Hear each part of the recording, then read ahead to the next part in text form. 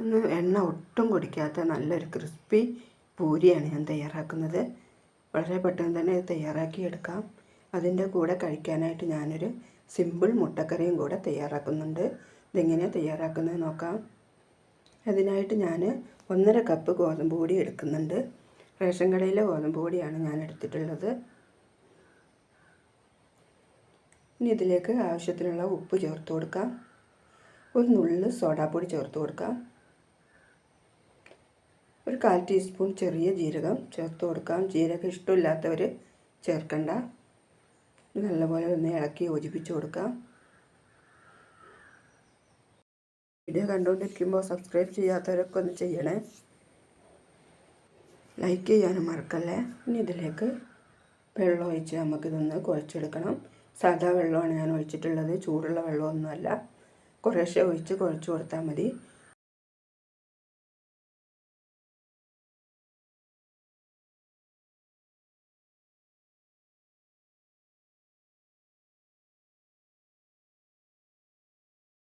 നല്ലപോലെ ഒന്ന് കുഴച്ചെടുക്കണം. ഒരുപാട് ശക്തി എടുത്ത് കുഴച്ചെടുക്കുകയൊന്നും വേണ്ട. നമുക്ക് റെസ്റ്റിലൊന്നും വെക്കുന്നില്ല, അത് ചെറിയ ഉരുളകളാക്കി എടുക്കാം. അതിനായിട്ട് കുറച്ച് എണ്ണ നമ്മുടെ കയ്യിൽ പുരട്ടി കൊടുക്കാം. ഇതുപോലത്തെ ഉരുളകളാക്കി എടുക്കണം. എല്ലാം ഞാൻ ഉരുളകളാക്കി എടുത്തിട്ടുണ്ട്. ഇനി ഇത് പരത്തിയെടുക്കാം. കുറച്ച് പൊടി അടിയിലിട്ടാൽ ഇത് അടിയിൽ ഒട്ടി പിടിക്കില്ല.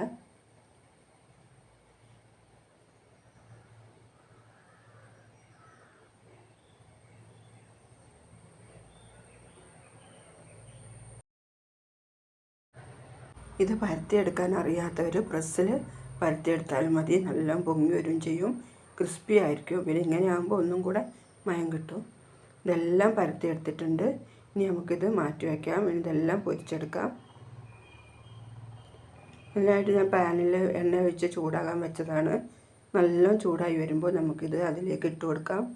ഓയിലോ വെളിച്ചെണ്ണ ഏതായാലും മതി. ഓയിലാകുമ്പോൾ കൂടുതൽ പൂരിക്ക് ടേസ്റ്റ് കിട്ടും. പെട്ടെന്ന് തന്നെ അത് പൊങ്ങി വന്നു കേട്ടോ. ഇനി നമുക്ക് തിരിച്ചിട്ട് കൊടുക്കാം. അത് പൊങ്ങി വന്നാൽ പിന്നെ തീ കുറച്ച് വെച്ച് കൊടുക്കണം.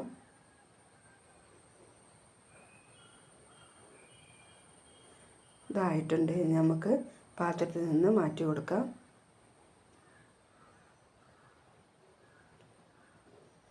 ഒന്നും കൂടെ ഞാൻ ഇതുപോലെ ചുട്ട് കാണിച്ചു തരാം. പെട്ടെന്ന് തന്നെ ഇത് പൊങ്ങി വരും. ഇത് ചൂടോടെ കഴിക്കാൻ നല്ല ടേസ്റ്റാണ്. കറുമുറായിരിക്കും. എല്ലാവരും ഇത് തയ്യാറാക്കി നോക്കണേ. എല്ലാം നമുക്ക് ഇതുപോലെ ചുട്ടെടുക്കണം.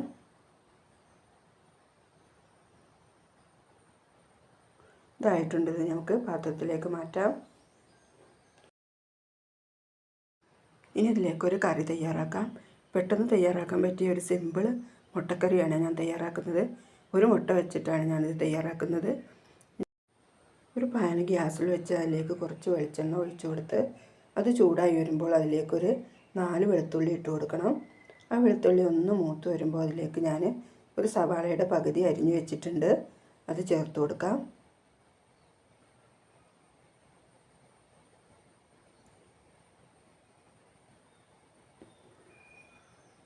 ഇനി ഇതിലേക്ക് ഒരു പച്ചമുളക് അരിഞ്ഞതും കുറച്ച് കറിവേപ്പിലയും കൂടെ ചേർത്ത് കൊടുക്കാം.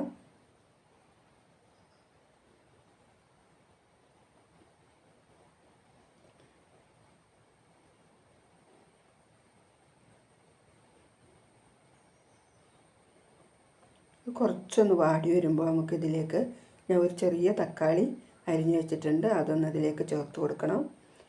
ഇനി ഇതിലേക്ക് ഒരു നുള്ളു ഉപ്പ് ചേർത്ത് കൊടുക്കാം. എന്നത് പെട്ടെന്ന് തന്നെ വാടിക്കിട്ടും. ഇത് നല്ലപോലെ ഒന്ന് വാടി വരട്ടെ. കൂടുതൽ മുട്ട ചേർത്ത് തയ്യാറാക്കുമ്പോൾ ഇതിൻ്റെ ഇരട്ടി സവാളയൊക്കെ ചേർത്താൽ മതി. ഇനി ഇതിലേക്ക് ഒരു 1/2 ടീസ്പൂൺ മുളക് പൊടി, ഒരു 3/4 ടീസ്പൂൺ മല്ലിപ്പൊടി, ഒരു 1/4 ടീസ്പൂൺ മഞ്ഞൾപ്പൊടി, ഒരു 1/4 ടീസ്പൂൺ ഗരം മസാലയും കൂടെ ചേർത്ത് കൊടുക്കാം. തീ കുറച്ച് വെച്ചിട്ട് വേണം ഇതെല്ലാം ചേർത്ത് കൊടുക്കാൻ. മസാലയുടെ ഒക്കെ ഒരു പച്ചമണം മാറി വരട്ടെ. മസാലയുടെ ഒക്കെ പച്ചമണമൊക്കെ മാറി വരുമ്പോൾ അതിലേക്ക് കുറച്ചുകൂടെ ഉപ്പ് ചേർത്ത് കൊടുക്കാം. ഉപ്പ് നമ്മൾ നേരത്തെ ഒരു നുള്ളേ ചേർത്തിട്ടുള്ളൂ. ഇനി ആവശ്യത്തിനുള്ളത് ചേർത്ത് കൊടുക്കാം. ഉപ്പ് കൂടി പോകരുത്. ഇത് നമ്മൾ കുറേ കറി ആക്കുന്നൊന്നുമില്ല. ഇനി ഇതിലേക്ക് കുറച്ച് വെള്ളം ഒഴിച്ചു കൊടുക്കാം.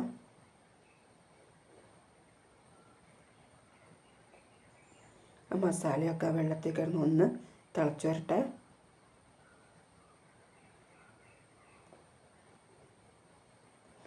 അത് തിളച്ച് വരുമ്പോൾ നമുക്ക് ഇതിലേക്ക് ഒരു മുട്ട പൊട്ടിച്ചൊഴിച്ച് കൊടുക്കാം. നല്ലപോലെ തിളച്ചൊക്കെ വന്നിട്ടുണ്ട്.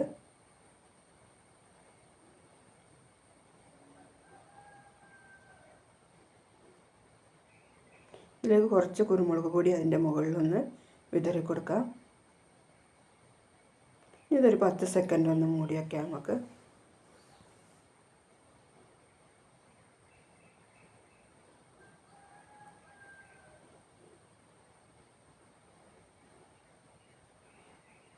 ചെറിയ തീയിൽ വേണം കേട്ടോ അത് ചെയ്തെടുക്കാൻ. ഇതായിട്ടുണ്ട് കേട്ടോ, നമ്മുടെ മുട്ടക്കറിയൊക്കെ റെഡി ആയിട്ടുണ്ട്. നല്ലൊരു ടേസ്റ്റി മുട്ടക്കറി കേട്ടോ. കൂടുതൽ വേണമെങ്കിൽ നിങ്ങൾക്ക് കൂടുതൽ മസാല ചേർത്ത് തയ്യാറാക്കാം. ചൂടോടെ നല്ല ടേസ്റ്റാണിത്. ഇതങ്ങനെ പെട്ടെന്ന് തണുത്തു പോകുന്നില്ല. എല്ലാവരും തയ്യാറാക്കി നോക്കണേ. ലൈക്ക് ചെയ്യാൻ മറക്കല്ലേ.